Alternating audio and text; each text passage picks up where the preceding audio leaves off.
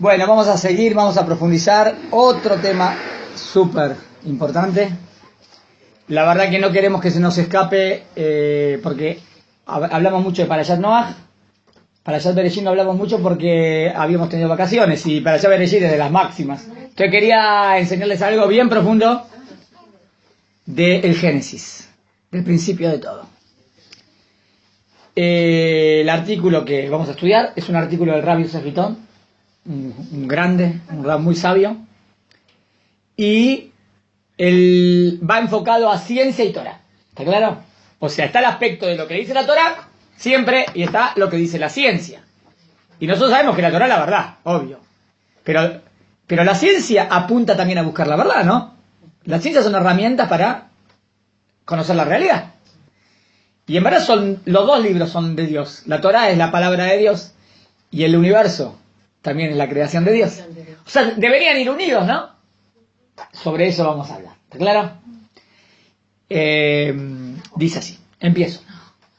Vamos a abordar la cuestión que tiene que ver con la parte teórica, filosófica, teológica del tema ciencia y judaísmo. Vamos a hablar de Bereshit, Génesis, y el Big Bang, que es la teoría científica hoy en día, ¿no?, de la creación del mundo. Sí, la más aceptada. La más aceptada. La más aceptada. Es verdad, porque cada vez hay otra teoría. La clásica, la de hoy, sería el Big Bang. Es verdad. La Torah anuncia en sus primeras palabras, ¿cómo empieza la Torah? Bereshit, bara, Elohim. En el principio, creó Dios. Los cielos, etashamaim, betares. Los cielos y la tierra. ¿La teoría del Big Bang dice algo parecido o expresa algo completamente diferente? A ver. ¿El Big Bang es una teoría que contradice la afirmación bíblica o reafirma la declaración bíblica?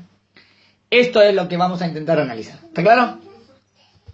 Dentro de este mismo tema trataremos de ver si la ciencia moderna, está bien, de hoy en día, nos aleja o nos acerca más a la nación de un creador. O sea, la idea es, cuanto más ciencia estudias hoy, ¿eso te acerca más a Dios o te aleja más de Dios? ¿Está bien? Porque la manera de pensar normal es que te aleja. Sí. Y el Rab te va a decir que no necesariamente, entonces no estás estudiando bien la ciencia. Porque si estudias bien ciencia, te acerca. ¿Dónde está? No sé qué estás viendo. Abraham Avinu, ¿cómo llegó a Dios? Viendo el mundo.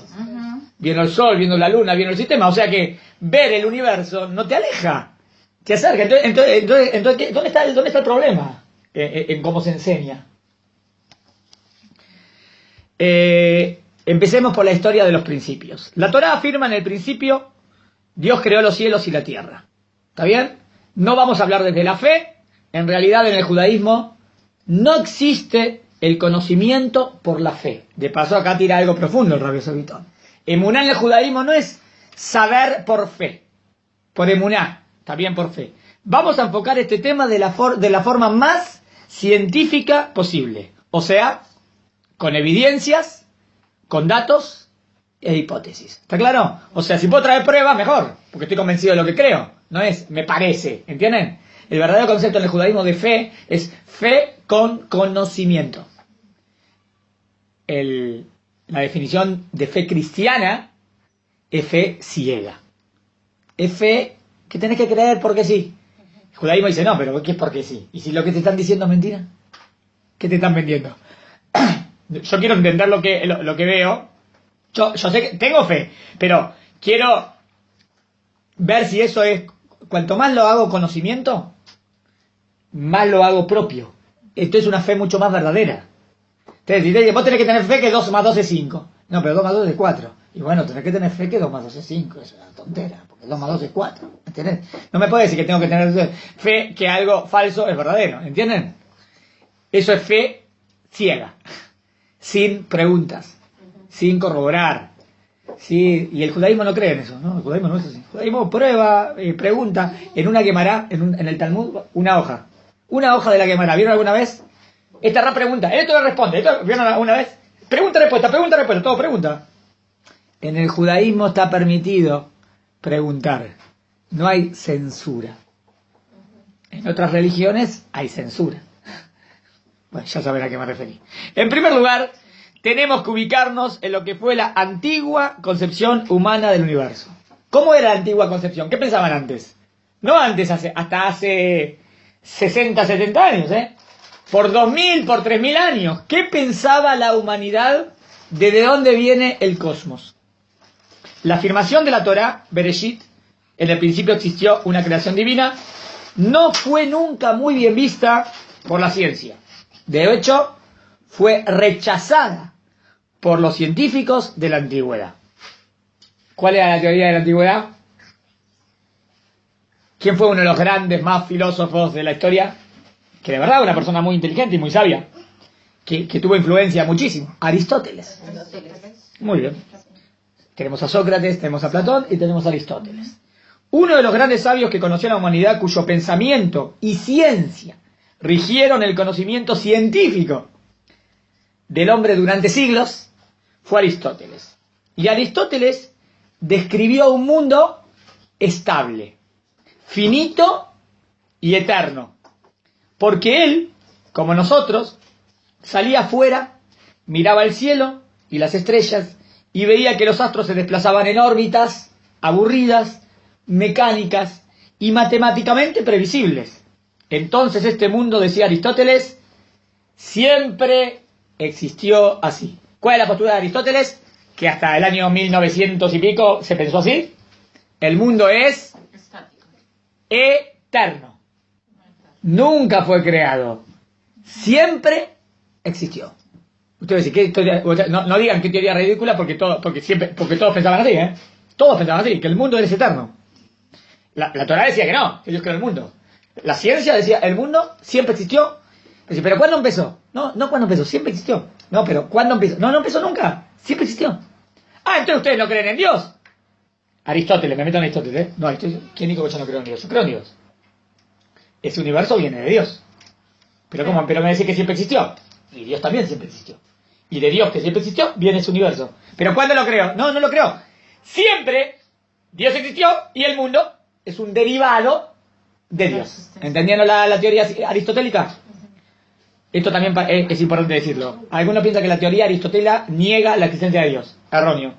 Aristóteles cree en Dios. Introduce además esa variable del tiempo, ¿no? Que dice que Dios el tiempo es eterno. Atemporal. Exactamente. Por eso en eso está perfecto, está bien. No se puede ubicar como en una escala de tiempo, ¿no? Exactamente. Se puede concebir en claro, y lo mantiene como un tiempo, o sea, para Aristóteles el tiempo es eterno.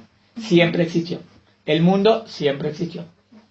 Obvio, Dios es lo máximo. O sea, tiene un principio también y es infinito. No, pero él no podía decir el mundo, cuál era ese principio. No, para Aristóteles Dios es la causa primera. Ajá. ¿Está claro? La causa primera de todo es Dios.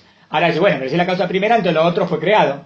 Él dice, no necesariamente. Como, mira, por ejemplo, la causa de una conclusión, por ejemplo, el teorema de Pitágoras te lleva a otras conclusiones. Bueno, entonces ese teorema sería la causa de otras conclusiones. No tiene nada que ver con el tiempo. Si A produce B y B produce C, entonces A produce C. A implica B, es lógica. B implica C, ¿me siguen? El A provoca el B, entonces el A implicó el C. ¿Cuándo? No es un tema de cuándo, no es un tema de tiempo, es un tema de lógica. Un tema de lógica pura. Así así lo ve a Dios Aristóteles. Obvio que nosotros vamos a tener diferencias con o sea, no vamos a tener diferencia en el tema de la esencia de Dios, que Dios es incapaz. O sea, el judaísmo es mucho más profundo que Aristóteles y te va a decir que Dios es la esencia máxima, que todo depende de él y él no depende de nada. Nada más que yo quiero decir que Aristóteles no es hereje en ese punto. Aristóteles cree en la existencia de Dios. Lo que no cree es que el mundo fue creado. ¿Entendieron? No quita que crea la existencia de Dios. También es interesante decir eso, porque algunos dicen, ven, los grandes filósofos no creían en Dios, al contrario, los grandes filósofos creían en Dios. Así que no me digan que no. El pensamiento me lleva a Dios, que no me digan que no. El pensamiento te lleva a Dios. Todos los grandes pensadores de la historia creyeron en Dios. Y no por religiosos, por pensadores también. No por religiosos, por pensadores. O sea que el pensamiento me lleva a la conclusión de que Dios existe. Yo en México estudié filosofía y precisamente estudié con Miguel Márquez Muro, no sé Sí. si usted lo conozca, un español. Sí. Y él, precisamente, hablábamos de las premisas. En este libro de lógica, Sí, Márquez muy bien. Muro habla de las premisas. Exactamente. Y obviamente... En la premisa 1 sería Dios existe. Exactamente. Exactamente. Está bien. Y de nuevo, Sócrates, Platón, Aristóteles, los tres creían en Dios, ¿eh? Anaxímenes. Creían en Dios, perfecto. Todo. Está bien, Los la grandes fi- científicos de la historia. Filosofía. ¿Qué significa filosofía? La... Filo, amor. Sofía, sabiduría. Filosofía, amor a la sabiduría. No es una mala palabra, es una palabra linda. Amor a la sabiduría. Nada más que no te desvíes en el camino. Pero amar a la sabiduría es algo lindo. Si vos amás a la sabiduría, querés ir hasta el final, con la sabiduría hasta el final, te felicito. Así debe ser. ¿Está bien hasta acá? Bueno. Entonces, Aristóteles, según Aristóteles, el mundo siempre existió. Así como lo vemos ahora. No tuvo ningún principio y siempre seguirá siendo el mismo. O sea, si voy a preguntar a Aristóteles, ¿el mundo cuándo nació? Siempre estuvo. ¿Y cuándo va a terminar? Siempre va a estar. Siempre. ¿Y de qué depende todo? De Dios. Reconoce que todo depende de Dios. Nada más. Que Dios, que también está temporal, y el mundo viene de Dios.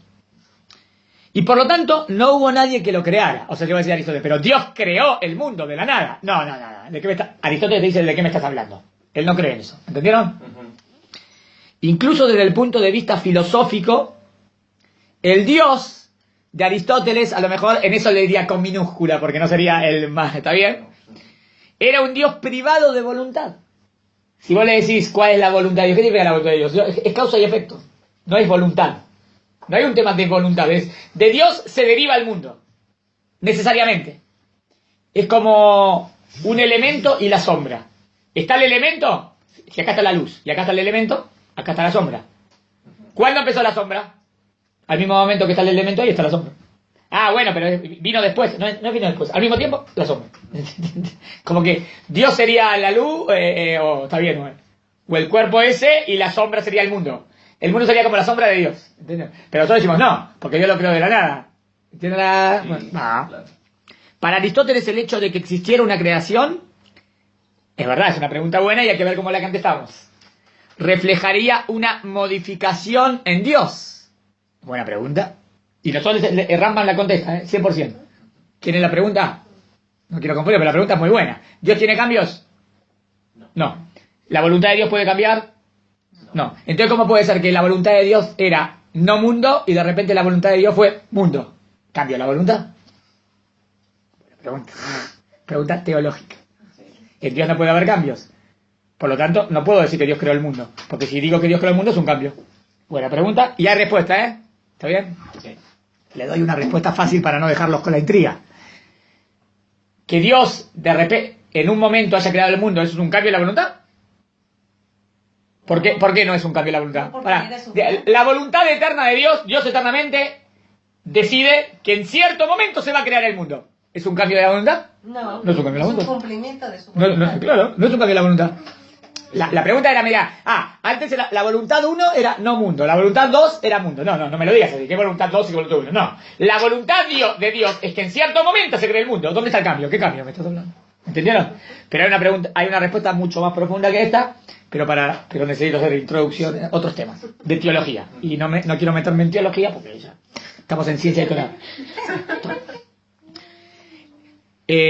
Y su Dios era estable y por la misma proyección del universo, eterno e inmutable. A Dios, según el pensamiento aristotélico, no se le puede ocurrir de pronto querer un universo.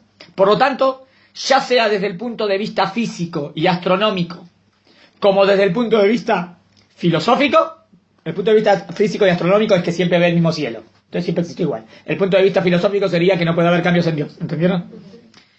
Aristóteles y toda la ciencia, desde él hasta nuestros días, sostuvieron, y aquí era la gran puja y la gran discusión entre las tres religiones, el judaísmo, el cristianismo y el islam. Porque el cristianismo y el islam, ¿de dónde saben que Dios creó el mundo de la nada? Del judaísmo. Contra la ciencia de la Edad Media. ¿Está bien, digamos? Desde él hasta nuestros días sostuvieron que Bereshit no existió. El mundo era eterno. La Edad Media registra innumerables discusiones de sabios judíos frente a sabios aristotélicos. Los sabios aristotélicos demostraban científicamente, entre comillas, que el mundo era eterno. y los sabios judíos, siempre a la defensiva, declaraban un tímido Bereshit, que entonces era casi una proclamación de fe. Entonces, pero ahora vamos. Quizás el paradigma de esta defensa, el que más defendió esta idea, lo representó el famoso Rabí Moshe ben Maimón, Rambam, Maimónides, a quien se le conoce como Rambam o Maimónides. Ese ilustre sabio, médico, filósofo y astrónomo, de paso dijimos que sabio que era, y sabía de todo, porque los grandes sabios sabían de todo, que tuvo el pueblo judío. Él fue quien discutió con los sabios aristotélicos, manteniendo que el mundo había tenido un principio. Y en el Moré Nebuchim, en el Guía de los Perplejos, siendo que Rambam admira a Aristóteles por la sabiduría, pero en este punto lo ataca y le hace jaque mate, de verdad que lo baja, y hay que ser sabio para bajar a Aristóteles, y lo baja, y muy profundo. No digo que tenga una prueba absoluta de la creación de la nada, porque después vamos a ver si se puede o no demostrar de prueba absoluta, pero le demuestra a Aristóteles que su teoría tiene muchas más preguntas que la nuestra. ¿Está bien? O sea que si alguien sería absurdo, sería más él que nosotros. Él se viene como que nosotros somos, y él es más absurdo. Pero lo demuestra con lógica, ¿eh? No por la fe, por la lógica. Y lo notable es que hasta bien entrado el siglo XX, todavía la ciencia seguía afirmando que el mundo era finito y eterno, y que no existe un Bereshit. Empezamos. El descubrimiento de Andrómeda. ¿Escucharon él? ¿Cuándo es que se descubre que el mundo tuvo un principio? ¿Qué hubo un Bereshit, que el mundo no era eterno? Hubieron varios sabios y astrónomos que con telescopios cada vez más potentes empezaron a ver diferentes puntos de nuestra galaxia. Acuérdense, Aristóteles podía basarse solamente en lo que veía sus ojos. Y a lo que llegaba un telescopio, está bien, no, está bien. Entonces siempre veías un mundo igual, siempre con las órbitas igual. Pero desde los potentes telescopios empezaron a ver distintos puntos de nuestra galaxia, desde Galileo y Copérnico. Y por supuesto, a partir del siglo XIX, comenzaron a observar otras galaxias. Bueno, está bien. Y vieron que estas no se desplazaban en órbitas. Uy, de repente les cambia el sistema astronómico. Todo era siempre igual. Todo era lo mismo. El círculo. ¿Está bien? Y todo sigue igual. No, de repente ven galaxias que no actuaban así. Rompe la regla. Esto rompe la regla. ¿Entendieron lo raro? Sí. Como hubiéramos esperado. Es decir, mientras que todos los astros y los cuerpos celestes de nuestra galaxia aparentemente sí se desplazaban de forma orbital, las galaxias no hacían lo mismo.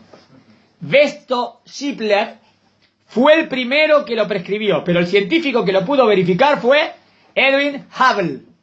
Hoy tenemos grandes y poderosos telescopios en su nombre. En el año 1925, más o menos, Hubble descubre una galaxia que después da el nombre de Andrómeda, llamada Andrómeda, a través de esa sofisticada medición de la luz determinada efecto Doppler. ¿Qué es esto? Es una forma de medir la luz que va llegando de las galaxias. ¿Entienden? Cuando decís, esa estrella está a 5 millones de años luz, ¿qué significa? Tremendo. ¿Qué 5 millones de años luz? Es el tiempo que tarda. Es el tiempo que tarda la luz de esa estrella de llegar a ti. La luz del sol no tarda en llegar a 8 minutos. En otra palabra, te diciendo 5 millones de años luz, está diciendo que ¿quieren ver algo que parece ciencia ficción? Pero científico. Si esa estrella está a 5 millones de años luz, significa que la luz que estoy viendo de esa estrella, ¿hace cuánto salió? Hace 5 millones de años. No, o sea, pero hace 5 millones de años a la velocidad de la luz, sí. A la velocidad de los 380.000 kilómetros por segundo, esa luz salió hace 5 millones de años. Entonces, ¿qué es lo científico? ¿Puede ser que la estrella ahora no exista? Exacto. También. Sí. ¿Cómo puede ser? Yo la estoy viendo. Vos estás viendo lo que pasó a la velocidad de la luz hace 5 millones. O sea, puede ser que vos estás viendo algo y ya no está. ¿Cómo puede ser? Estoy viendo, claro, es como que estás viendo lo que pasó. Es como que estás viendo el pasado. Qué interesante. Estás viendo el pasado. ¿Cómo el pasado? Si lo estoy viendo ahora. Claro, porque el pasado recién está llegando acá ahora. Es gracioso, ¿no? Es impresionante. Bueno, ahora, ¿qué ve él? ¿Qué calcula? Él calculó, y eso es lo que vio, que lo sorprendió, que la galaxia se estaba alejando. En vez de como acercarse y órbitas, esa galaxia se estaba alejando de un punto de referencia establecido. Como que había un punto y esa galaxia se alejaba. Pero ¿cómo puede ser que se aleje cada vez más? Es raro, tendría que, si todo es orbital y todo siempre igual, ¿cómo puede ser que se esté alejando? ¿Entendieron hasta acá el punto primero? Sí. A una velocidad astronómica. No solamente que se estaba alejando, que iba a una velocidad tremenda. E incluso descubre otra galaxia que está más lejos que Andrómeda y que se aleja más rápido que Andrómeda. ¿Entienden? Descubrió dos galaxias que iban para afuera en vez de ir para... se alejaban y descubrió a una velocidad grande y después a otra más lejos y más. Que la cual empieza a demostrar una imagen del universo hasta ahora desconocida. Claro, ellos creían en lo que podían demostrar, pero ahora empiezan a demostrar cosas diferentes. ¿Entendieron hasta acá? Sí. Va. Si pudiéramos pasar la película para atrás, lo podríamos entender. Paso la película para atrás. La galaxia Andrómeda a una velocidad 10, digamos, está en el punto A. La otra galaxia a una velocidad 12 está en el punto B. ¿Está bien? Se podría hacer con un tenemos marcado. ¿Entendieron, no? Sí, sí. O sea que cuanto más rápida es la velocidad de la galaxia, ¿qué pasa? Cuanto más rápida es la velocidad, más se aleja, ¿no? Se aleja, está bien. Vimos que la que estaba más lejas iba más rápido, está bien. Entonces cuanto más... Bueno. Por lo tanto, si volviésemos hacia atrás la película de todas las galaxias que se van alejando, ¿qué sucedería? Vuelvan atrás la película. Entiendo, esta. Bueno, volvamos para atrás la película. ¿A dónde vas? ¿A dónde va entonces? Entonces, ¿dónde empieza la galaxia? Se está. Entonces está yendo cada vez más para allá. Entonces, si vuelvo para atrás la película, ¿a dónde voy? Más cerca. Más para un centro, ¿no? A una contracción. Más para un centro, ¿no? A un mismo punto. Sí. Llegaríamos a un punto en el cual todas las galaxias vuelven a un centro original. Un punto. Y de aquí, un poco después, en el año 1946, el famoso científico George Gamow elabora la teoría del Big Bang. Grande explosión, ¿no?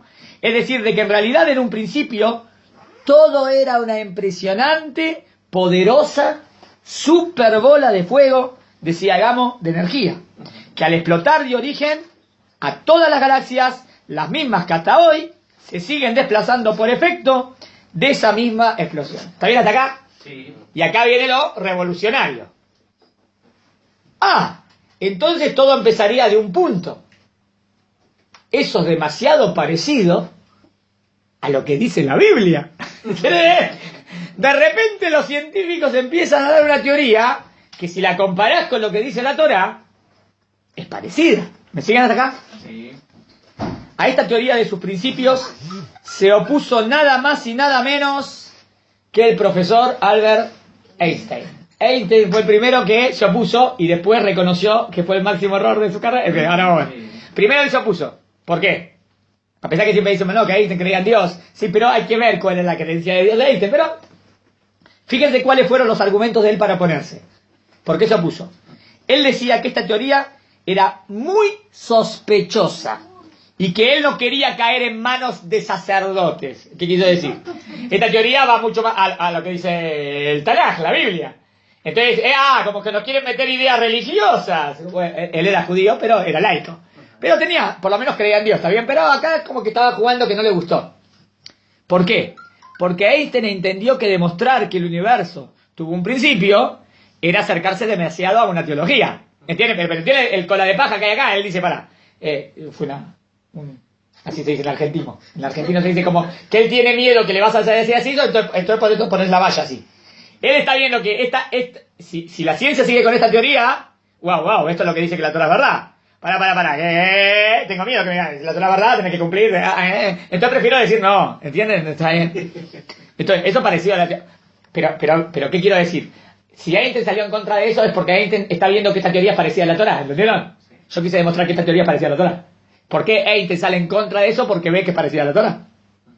Pero yo creo que más que A mí me apasiona Sí. Einstein. Sí, y lo a mí también, lo he no, estudiado como en fue un gran diferentes sabio, pero no es que tiene todo. partes, pero yo no creo que Ah. él se hubiera asustado porque encontró Está bien, pará.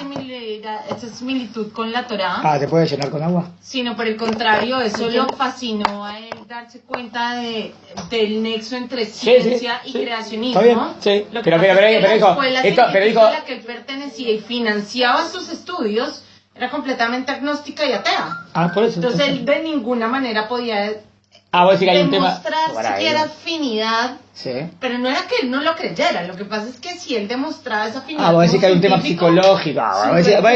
Vos decís que hay intereses creados. Bueno, eso es otro Exacto. tema. Bueno, está bien, está Era bien. más por No eso. quise entrar por ese lado. Eso sería otra teoría. Eso sería otra teoría, que haya intereses creados. Estoy viendo cómo mantener esto. Ahí ahora.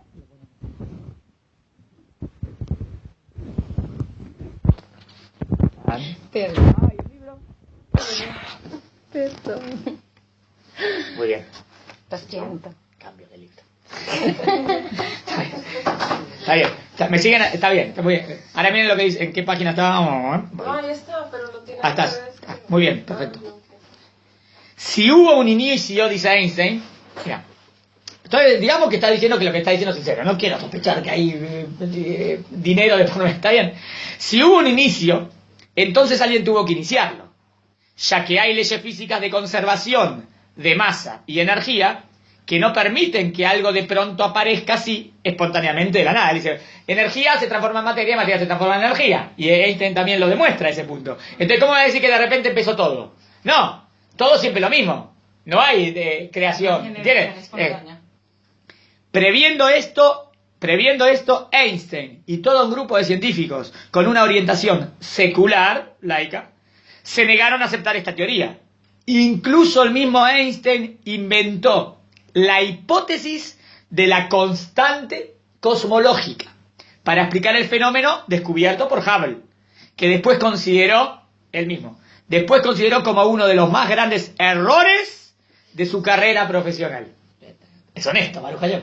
Él reconoció que fue un error.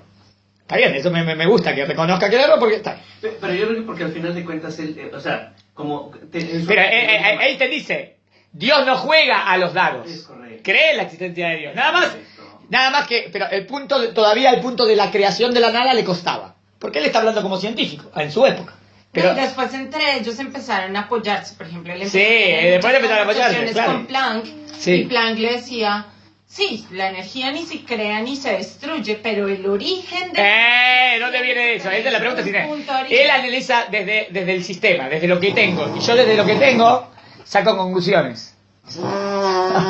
Me sonó con todo. Eso cuando no tengo nada. Está bien, ¿te entendimos? Tac. No quiero dejar de emitir. Cancela. No dejo de emitir. Es el teléfono, perdón. Hoy tengo problemas con... Si alguien sabe cómo cerrar ese punto, me avisa. El nuevo teléfono. Einstein Espera, entonces seguimos con Einstein. Entonces, pero al fin y al cabo, claro, como que empiezan a discutir ellos, me pará. Vos analizar las leyes desde como vos conocés las leyes. Pero la pregunta es si vos podés negar que haya una creación de esas leyes, ¿entendieron? Él agarra la ley como que la ley es eterna, y absoluta y universal, y nunca cambia. ¿Está bien? Pero vamos a ver cómo dice, inclusive Steve Hawkins, cómo dice. Hay un libro de los 3 primeros minutos de la creación. Y en esos 3 primeros minutos de la creación, él, ¿qué dice? Que están fuera de las reglas de las leyes que nosotros conocemos. Está reconociendo como que hay algo fuera de las leyes que conforma las leyes, ¿entendieron?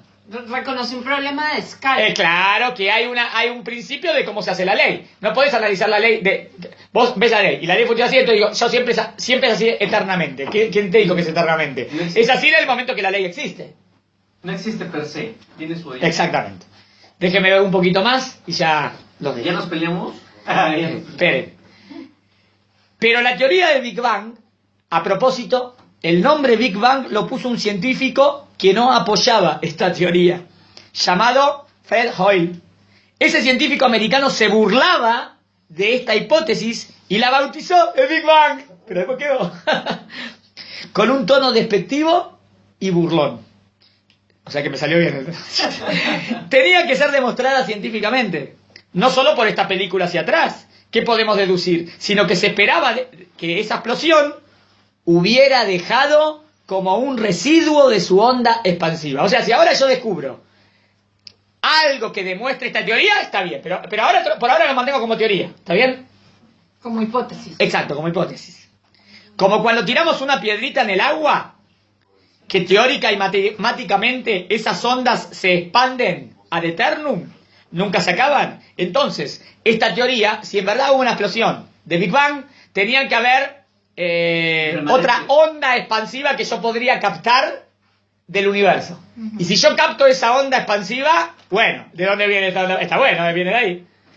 Entonces esta teoría preveía que debería existir un tipo de onda llamada Kelvin en una frecuencia de más o menos 3.5 grados.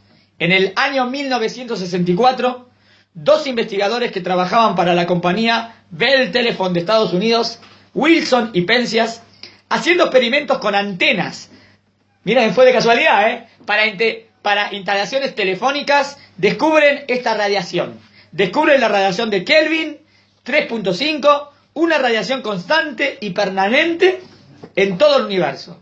Años después, hace relativamente poco, el satélite COBE, también registra la misma onda. O sea, ¿de dónde viene esa onda expansiva que descubren? De ese residuo de esa explosión del Big Bang. Espera un segundito que te doy algo, ¿está bien?